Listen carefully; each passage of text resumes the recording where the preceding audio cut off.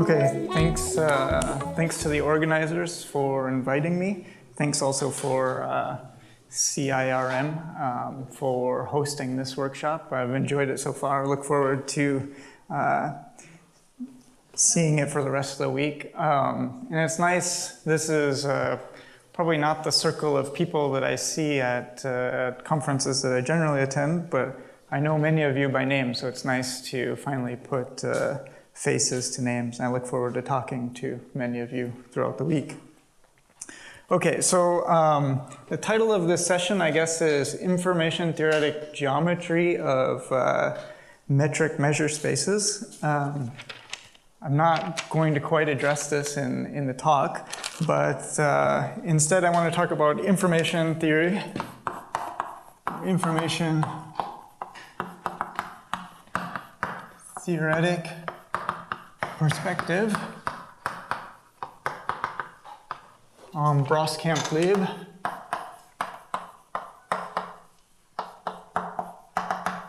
Let's also say Barthe inequalities, which I'll explain what those are in a minute. I assume some of you are experts, more so than I, but probably many haven't heard of these inequalities before, but they're quite remarkable, I think. So Brascamp Lieb and the Barthe inequalities have amazing kind of geometric content to them. So I've got information theory and I've got geometry, so that's good enough. No metric measure space though. Okay, so this will primarily be based on joint work, okay, with my collaborator is Jingbo Liu, Paul Cuff, and Sergio Verdu. Okay, so that's basically it. Jingbo is a student at Princeton, and the other two are faculty at Princeton. So Jingbo is responsible for a lot of the ideas here. So I wanted to give him credit. Okay, so let's get started. Okay, so the Brascamp Lieb inequalities. So there's this kind of amazing paper from 1976. So Brascamp Lieb in 1976 basically established the following result. I'll give slightly simple case of it. But theorem let E1 EM be Euclidean spaces.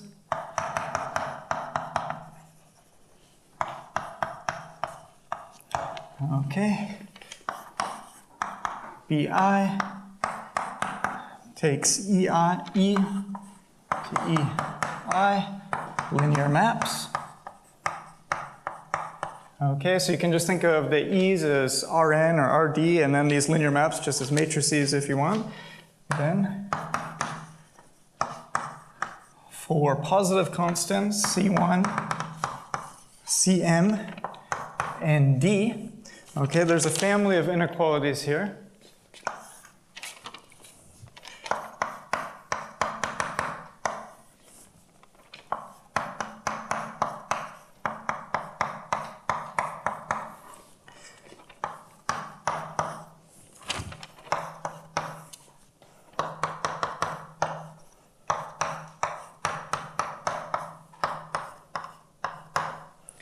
Okay, so basically what we get is a family of correlation inequalities that hold for these particular constants in all f, all sufficiently nice functions. You know, if they're not integrable or if they don't have finite 1 over ci norm, then the right-hand side is just infinity. Okay, and then, so this holds for all functions, provided if and only if it holds for Gaussian kernels Okay, and what exactly does Gaussian kernel mean?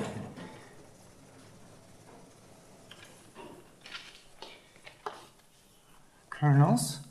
Okay, so what does that mean? It means f I x is of the form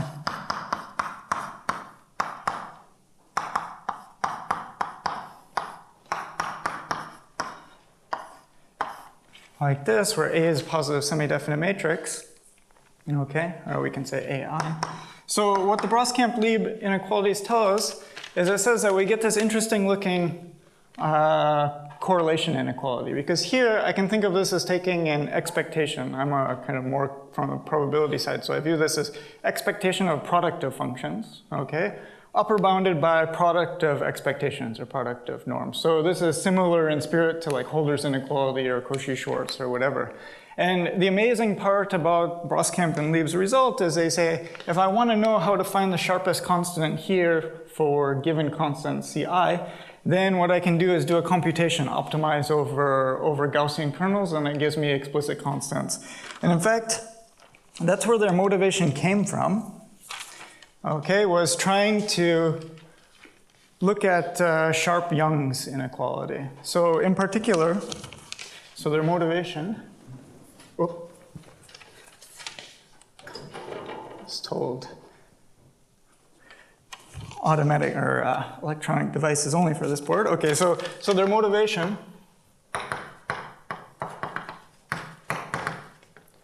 was basically the study of Sharp-Young's inequality.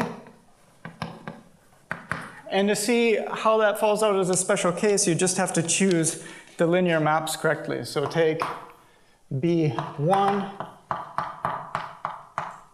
take the pair x1, x2 to x1, B2, x1, x2 to x2 minus x1, and B3 takes x1, x2 to x2, and then basically what this inequality reduces to is something that looks like this. Inner product of, let's say, f1 convolved with f2, inner product with f3 should be less than or equal to d, okay, times the product of these norms.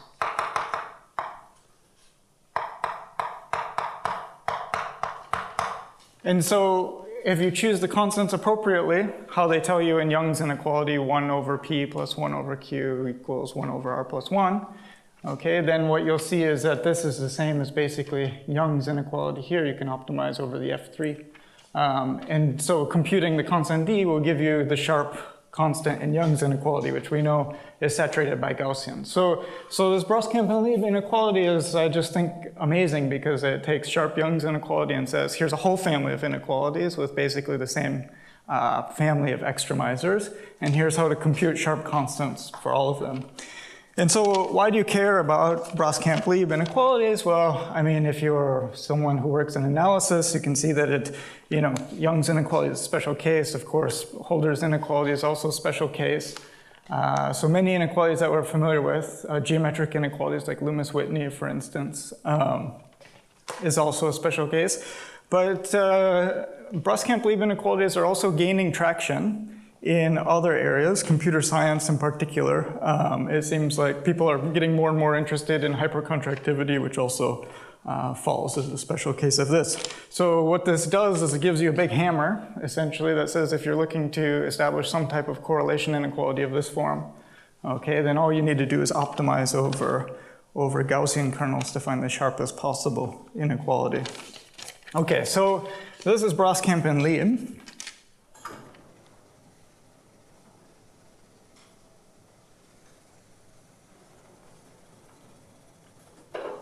Okay, so now let's talk about Barthe's inequality, the third name in the title. So in 1998, seems a little shadowed. Can everyone see this board? Fine, okay. In 98, okay, Barthe was motivated to prove kind of a reverse form of Brascamp Lieb inequality, which I'll describe in a minute. Barthe proved the following, which sometimes people call reverse Brascamp Lieb inequality. Okay, and the basic idea is the same.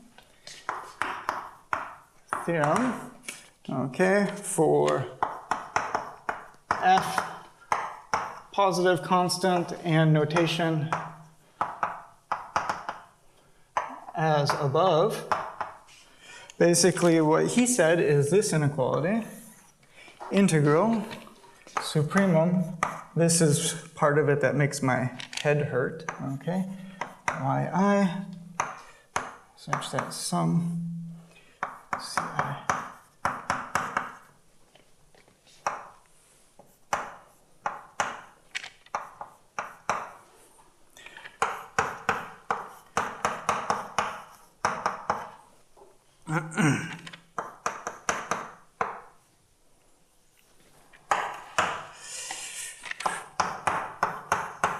Wow, these results take a long time to write. A lot of characters in here.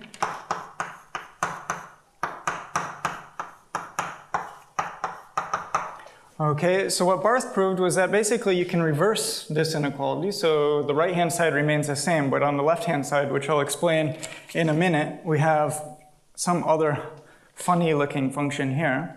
So this is a function of x, but what we do is we supremize over all yi's that give the linear combination bi is the adjoint of the bi's up there. Okay, supremize over all yi's that give us equality here of this product. The reason for that will become clear in a minute.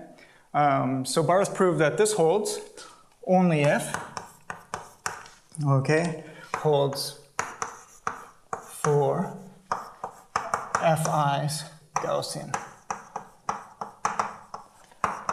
kernels. Okay, so like I said, this looks a bit mysterious, and you may wonder again what the motivation is. And I think Barthe's motivation, I mean, just aside from trying to find reverse forms of Brascamp Lieb inequalities, Barthe's motivation, I think, came from the so-called Procopo-Lindler inequality, which we saw earlier today. And that involved something a little funny like this. So what we saw in Procopo-Lindler inequality is you have f, g, positive integrable functions, and h lambda x plus 1 minus lambda y greater than or equal to f x lambda g y 1 minus lambda, and if this holds, then what we found was that integral h greater than or equal to integral f lambda integral g 1 minus lambda. Okay, so did I make a mistake? Okay, anyway, so the basic idea here is that if this hypothesis holds, then you get that the integral of h dominates this kind of arithmetic or geometric mean, I guess, of these two integrals.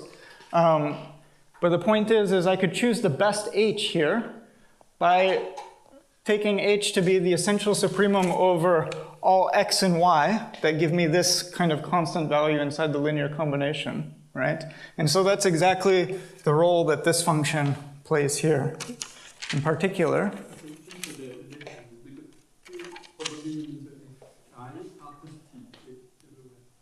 so yeah, I should mention that FIs are positive. Thanks. Okay, so this would be a good time to mention my disclaimer that not everything that I write will be exactly true, but I maybe will make mistakes because I'm fighting jet lag at this point, but also I think it's hard to be completely precise on the blackboard. Okay, so the basic idea is that Barthe's result gives I think a nice converse in some sense to, well, maybe not converse is the right word, but a reverse form certainly of Brascamp Lieb inequalities. And what's amazing is, again, it suffices to consider just Gaussian kernels here. So like we know in Procopo-Lindler, for instance, Gaussians extremize this inequality. And this has as Mokshay pointed out this morning, lots of nice applications, particularly some in geometry. Okay, so this is kind of the classic story of Brascamp Lieb inequalities, and now, like I said, people are interested in them and interested in computer science and elsewhere, and they also appeared, yeah, it's kind of interesting. In computer science right now, there's a hot topic is called communication avoiding algorithms for computing like matrices. So the idea is matrix operations, and this comes up in the analysis of those algorithms too. I don't know how it's used, don't ask me, but I know it exists. Okay, so let's move this up to the top.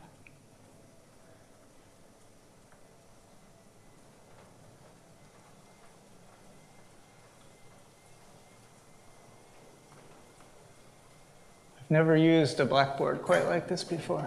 It's quite remarkable. Okay, so now where does the information theory come in? Okay, so this is the last part of the story. Well, maybe I should write it right there on that board.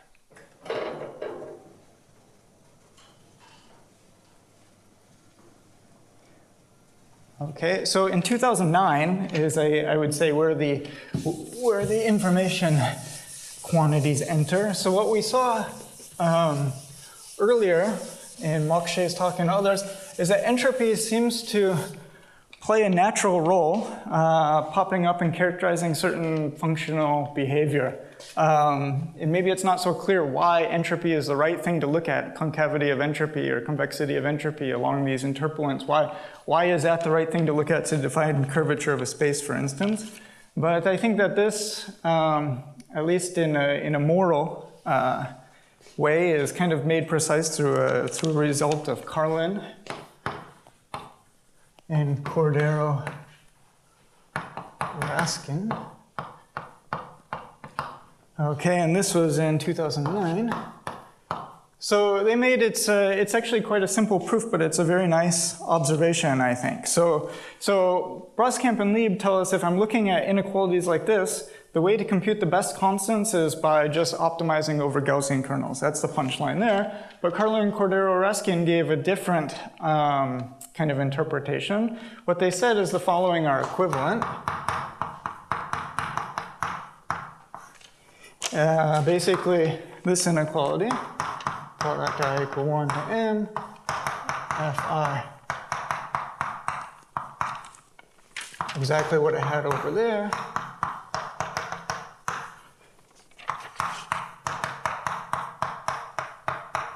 Okay, so this is statement 1.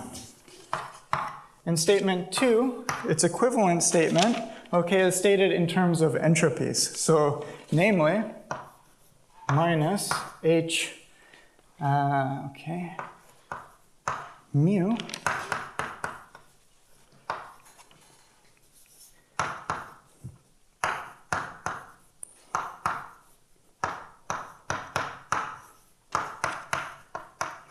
okay, for all probability measures on the space E. Okay, so now let me define what mu j is.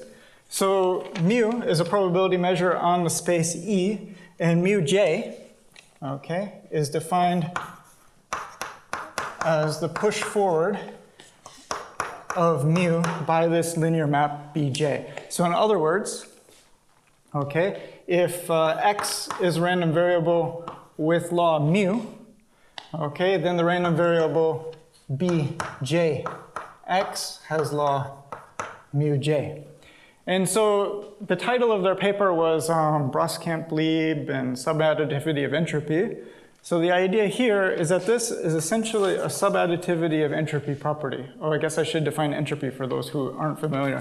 So if I have a probability measure mu, okay, let's associate mu with its density, rho, and h of mu, or we could write h of rho, is minus integral rho log rho dx. So this is the opposite convention of Jan's talk, where he omitted this, this minus sign here, okay? But this is the basic idea. So this, people refer to this h as differential entropy. And so The reason where subadditivity comes in is if I were to consider, for instance, mu to be some measure on, let's say E is Rn, and then these linear maps to be the projection onto the jth coordinate, say, then this would tell me that if I move it over this side, the sum of the entropies of the individual coordinates is bounded from below by the entropy of the joint distribution. And so what this does is it gives us an equivalent way, okay, of describing this, but I can think of it just like how Brascamp and Lieb said, you know, just optimize over Gaussian kernels to find the best constants. Here, what I could say, if I'm more comfortable with working with entropies, I personally am. Maybe people in the audience would prefer to work with functional forms.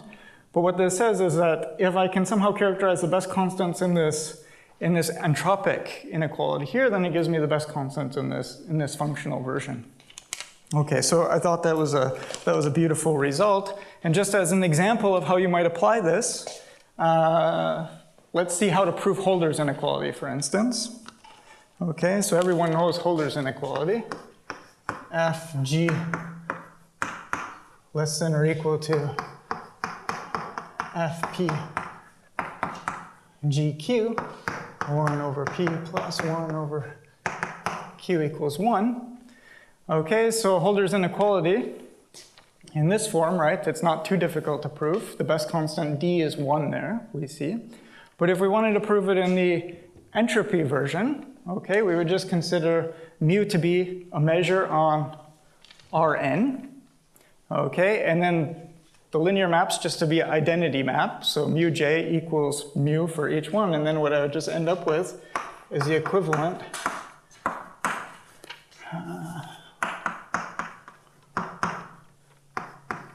let's put it in that form, greater than or equal to minus 1 over p h mu plus 1 over q h mu. Okay, but this is just equal to minus h mu, so I see certainly the best constant here is d is 1, because I have minus h mu greater than or equal to minus h mu, right?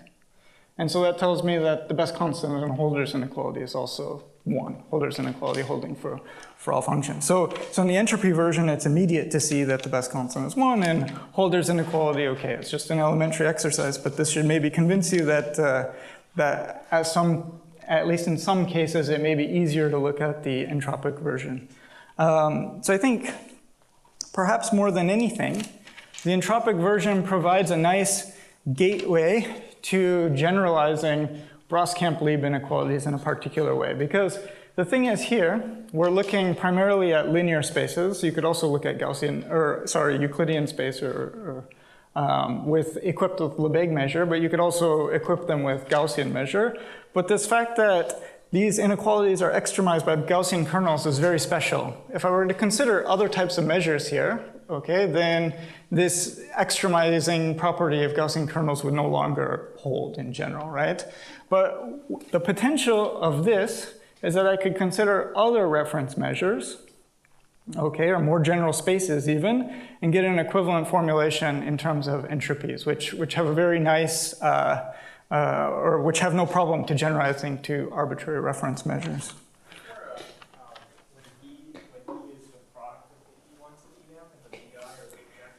Yeah, so that would be one particular instance of something you could do. So in particular, the Loomis-Whitney inequality, what that tells you, usually what you do is you take the B's to be, Bj to be projection onto the subspace orthogonal to the jth coordinate. Because what Loomis-Whitney inequality gives you is something about the product of the function, or product of, what is Loomis-Whitney again? We upper bound by the product of the functions evaluated on the projections orthogonal to the jth coordinate. I forget exactly what it is. But yeah, so that would be one valid way of doing things. These constants, would they be something simple? So the constants are up to you. So the question is, you choose the constants, you fix the C's, and the maps B's. Those are like your initial data of the problem in some sense. And then you say, I want an inequality like this to hold for all functions. What's the best constant? And then an equivalent way of asking that question is looking in terms of entropies. Now CJs are still your same CJs that you fixed, right? And then you ask what's the best constant. Yeah. Okay, so yeah. So let's talk about how to generalize these guys quickly. So the main result that I want to tell you is that actually entropy does something very nice. It not just gives us an avenue to re-express the Brascamp Lieb inequalities in a single way. What we can actually do is we can unify Barthe's inequality and the Brascamp Lieb inequalities. So we can unify both inequalities into, let's call it a forward-backward Brascamp Lieb Barthe inequality, okay, some mega inequality that implies them all, and we can find an equivalent formulation in terms of entropies. That's actually very, very nice. So what it tells us is that entropic inequalities capture a lot of the functional phenomena that can happen in, okay, at least anything implied by either Barthe's inequality or the Brascamp Lieb inequalities. So it'll take me a little bit to set this up quick. And let me define some notation. Any questions at this point? No? Okay. So let me define relative entropy first. Yeah. The way to prove the inequalities is starting from that. For example, to show that 2 is true if only if it's true for the Gaussian.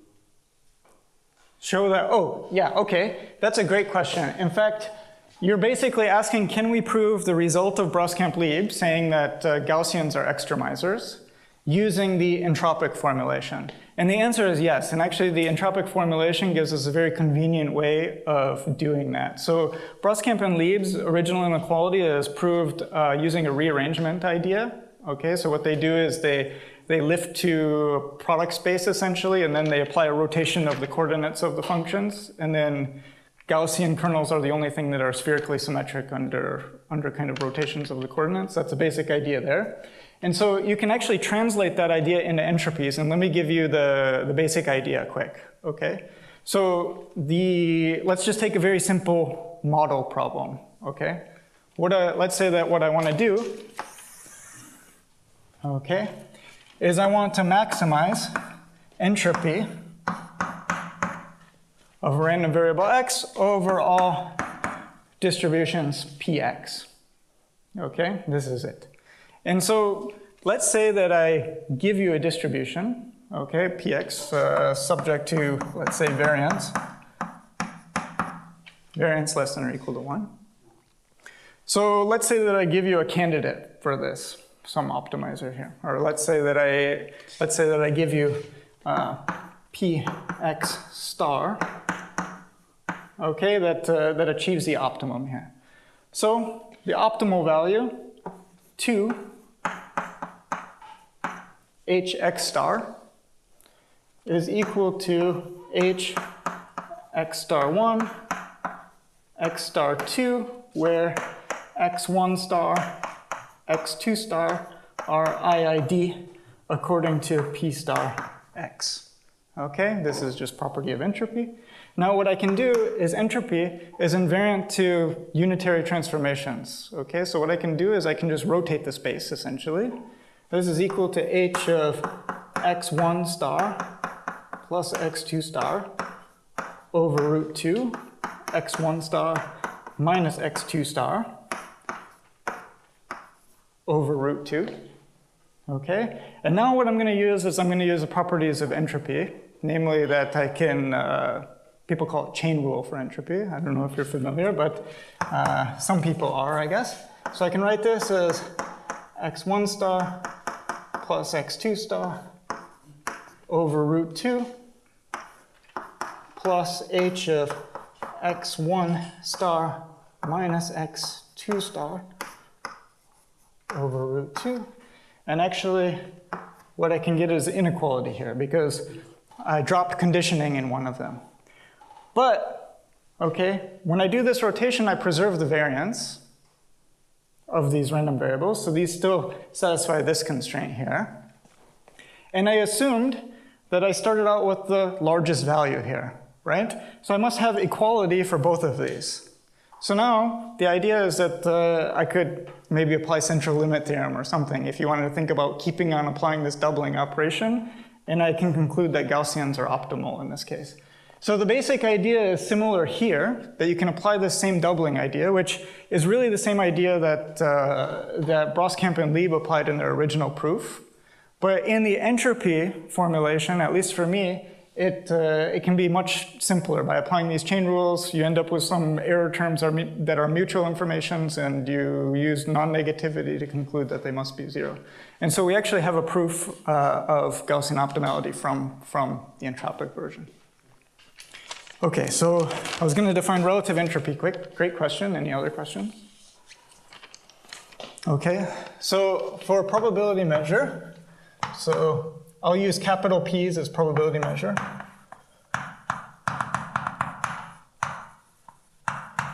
Okay, and mu will just be some other non-negative measure on whatever space, call it X that I'm working on. Okay, so then d P mu is defined as integral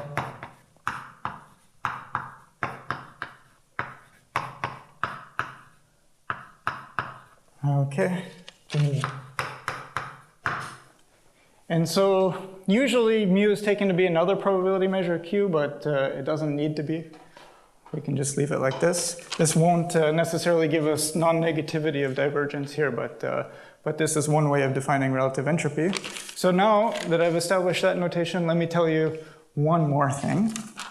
Okay, so this is notation that I'm familiar with, but maybe many other people aren't. Okay, so let's consider two spaces.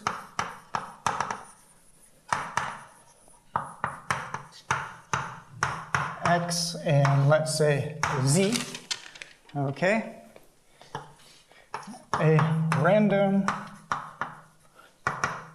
transformation,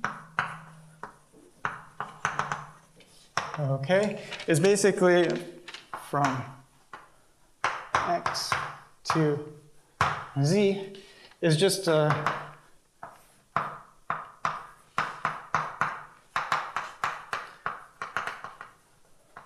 conditional law. Okay, so what do I mean by random transformation?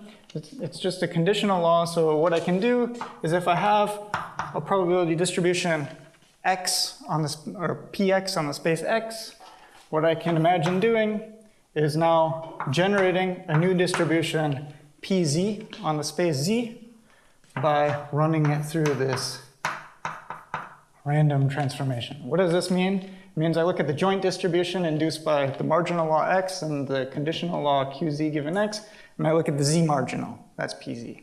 Okay, make sense? Okay.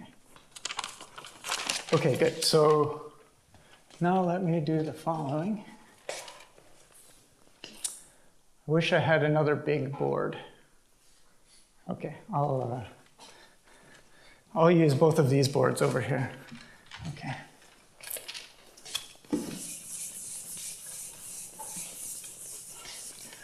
I guess I'm moving slower than I thought that I would, but I should have anticipated it would take me a long time to write each of these theorems because they're quite long and you haven't seen anything yet. Okay, so let's see. So let's do the setup for the problem or the statement. Okay, so here in both Brascamp Lieb and Barthe inequalities, there's some problem data, right? There's basically the spaces, there's the constants, the spaces and the constants.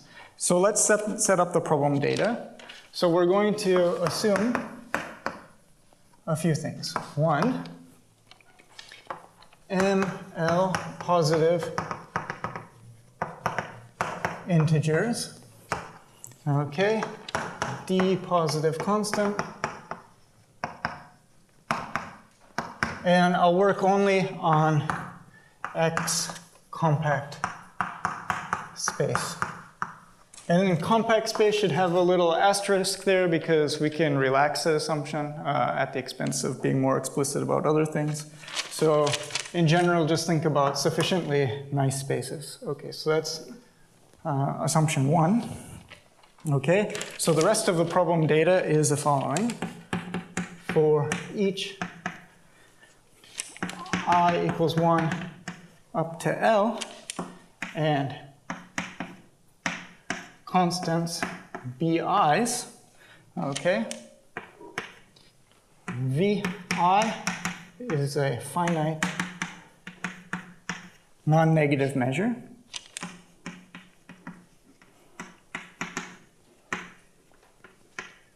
On some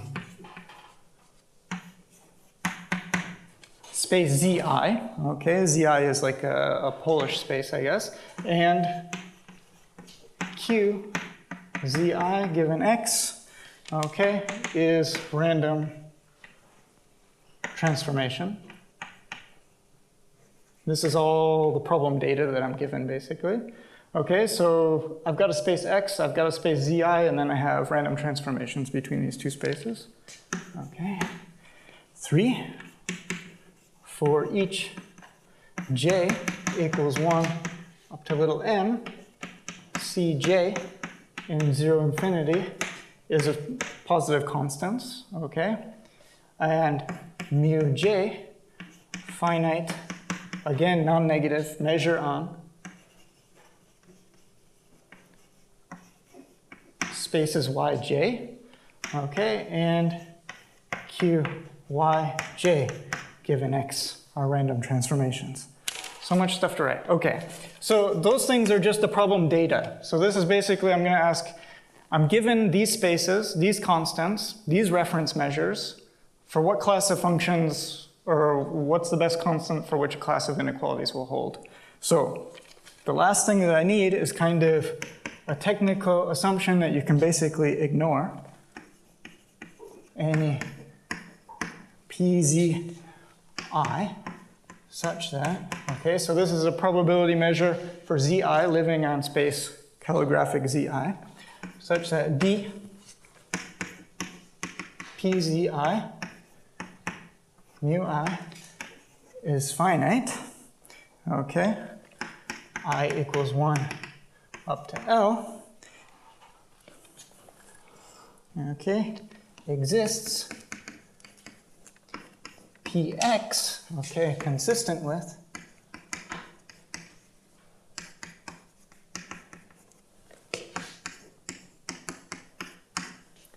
okay, I'll explain what I mean consistent with. Yeah. Okay, so what do I mean by there exists a px consistent with a collection of zi's? It means, remember, these random transformations are fixed. So if I give you a collection of zi's for which these entropies are finite, then I should be able to find some distribution on x that when I apply these random transformations, it induces these zi's. Okay, so this is something that's kind of technical. In fact, you can ignore it. It just makes one of the conditions non-degenerate. So that's it. Okay, so basically the idea is that you should think of the problem data. Oh, this is a lot of stuff. You should think of the problem data as just being constants and functions. Just like in the Brascamp Lieb inequalities, problem data is constants in linear maps. Here what I'm allowing is constants and random transformations. Special case of which could be linear maps if you want. Okay, so here we go. The following are equivalent. Okay, if non-negative continuous, okay, functions gi f j, I'll try and use indices I and j to denote what they correspond to, bounded away from 0, satisfy, okay, sum I equals 1 to L, bi, conditional expectation, log gi, zi given x.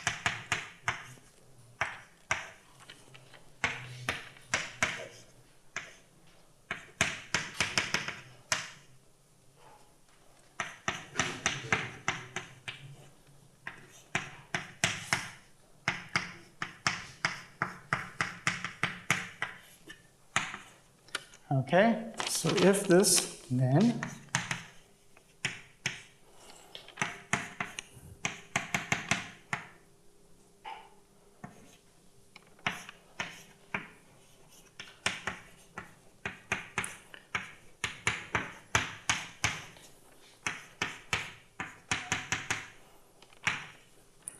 okay.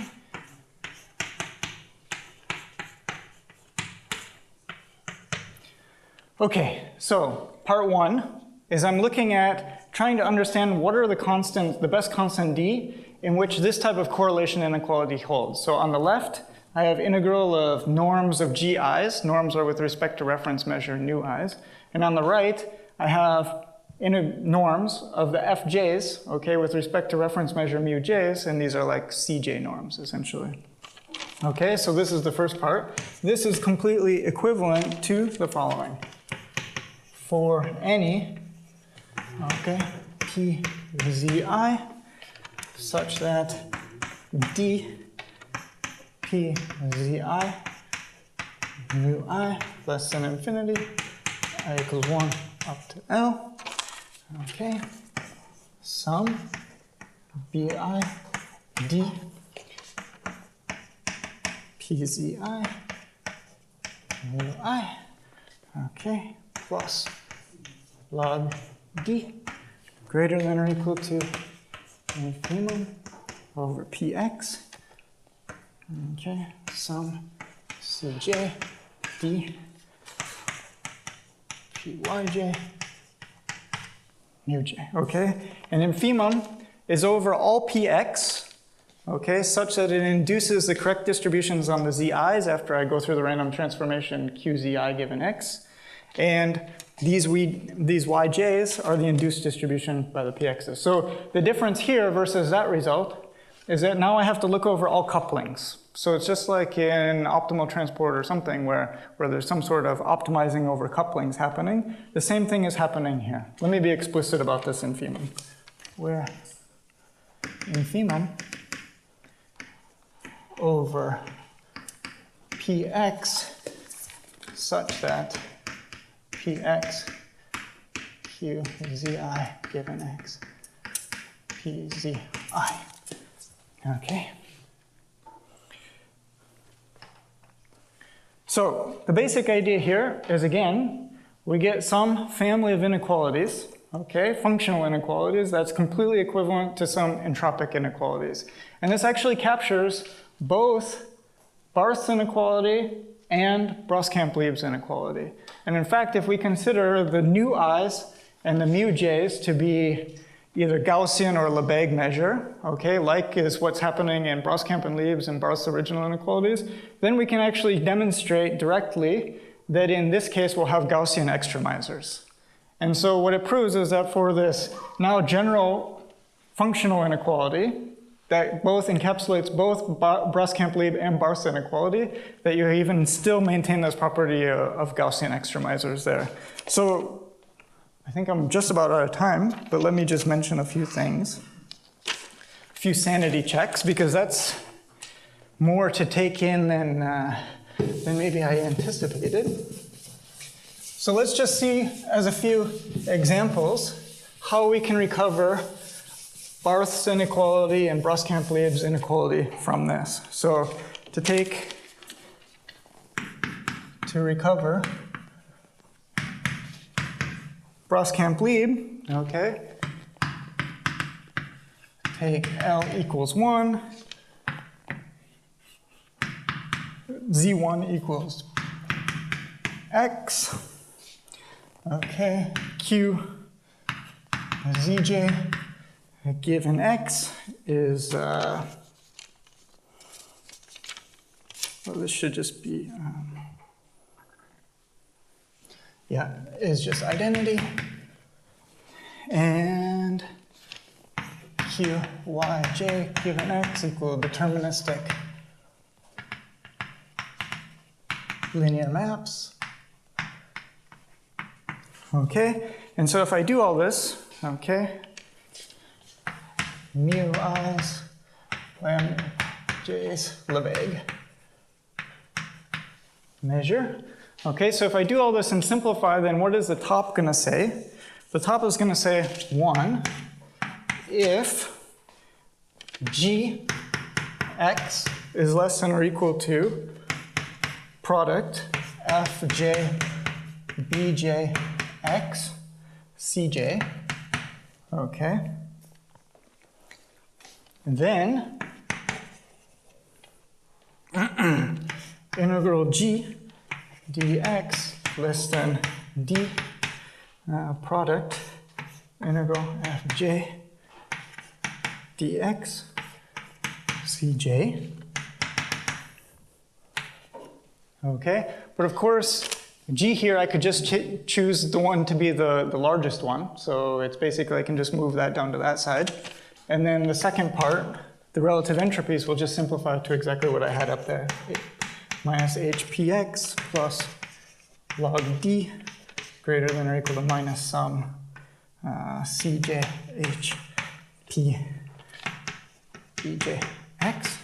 Okay, so that's the basic idea, is that we recover Brascamp Lieb if you just now take the L's, so in assumption 2, or kind of our data 2, you just take it to be trivial. Now, in the other case, we can recover Barthe's inequality. So let me do that quickly, show you how to recover that. So to recover Barthe's inequality, you just do the opposite thing. So to recover Barthe inequality, okay, what you end up with is take m equals 1, x equals the product of, let's say, these spaces, from z1 up to zl. Okay. qy given x equals, say, deterministic function.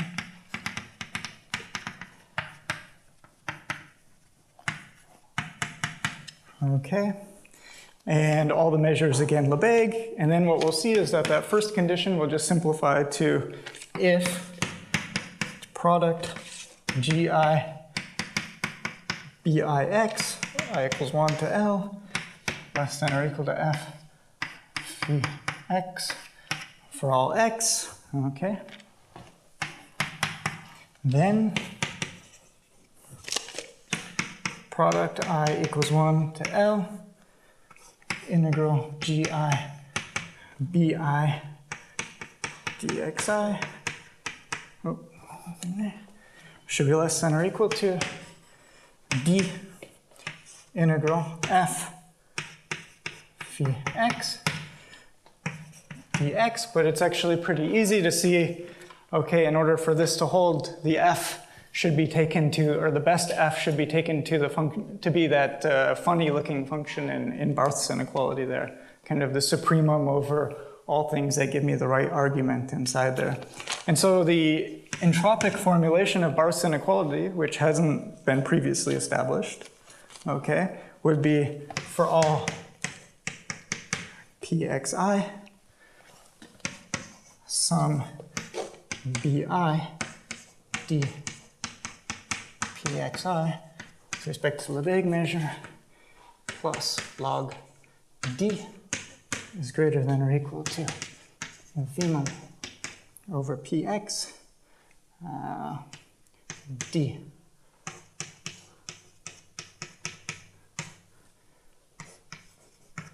Something like this. So in the entropic formulation of Barthe's inequality, then you get this optimization over couplings. Okay, you don't get that in the Brascamp Lieb formulation by Carlin Cordero-Raskin. And I should mention actually that there's a paper by, I don't know how to pronounce the name correctly, Lehec, yeah, okay, where basically he showed that this implication holds 2 to 1, I forget exactly, 2010.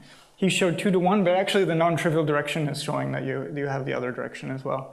But the point is that these things can be recovered. This gives you one nice, concise, okay, maybe not concise, it takes up an entire board, but one thing that generalizes both Brascamp Lieb and Barthe inequalities, puts them on the same footing. And what you see is that it actually has something that's quite natural in terms of an entropic inequality. So there, for arbitrary reference measures, whatever, you can do this.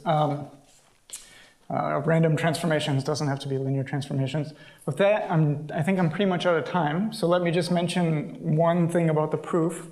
So the proof, is primarily based on duality. The difficult direction is going from showing that 1 implies 2. So there's a theorem 1.9 in Villani's first book on optimal transport. He proves basically a min-max theorem that he uses in proving Kantorovich duality. And kind of our proof is based on a result similar to that, slightly different. But yeah, it's just kind of exercising duality. It's not entirely trivial, but not terribly difficult. The difficult part was probably intuiting what the correct formulation should be that should capture all these guys. So the next natural question would be, what does this imply that neither Barthe's inequality nor Brascamp Lieb inequalities imply on their own? And maybe the simplest example is Brascamp Lieb inequalities imply hypercontractivity, okay? Barthe's inequality implies reverse hypercontractivity where the norms have positive parameters in the norms. And if you take both together now, you can actually get reverse hypercontractivity estimates with negative parameters. So in the norms, you can have negative exponents. So not truly norms anymore, but that's the point. That's something that you can do as one example, but there could be others. So with that, that's it. Hopefully I wasn't too crazy. Okay, questions?